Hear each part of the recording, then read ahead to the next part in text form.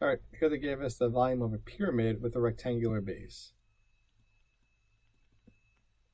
So volume is 1/3 length times width times height. All right, so let's say we have this pyramid. Say this is 6, this is 3, and the height is 4. Volume is 1/3 6 times 3 times a height of 4.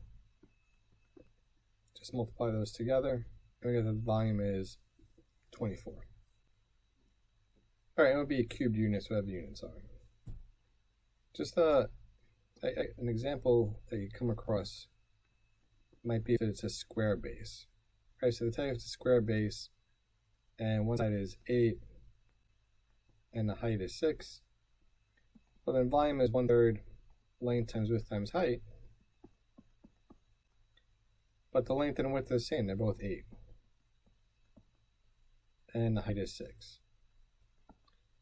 Let's multiply those together. 8 times 8 is 64. 36 is 2. So it'll be 128.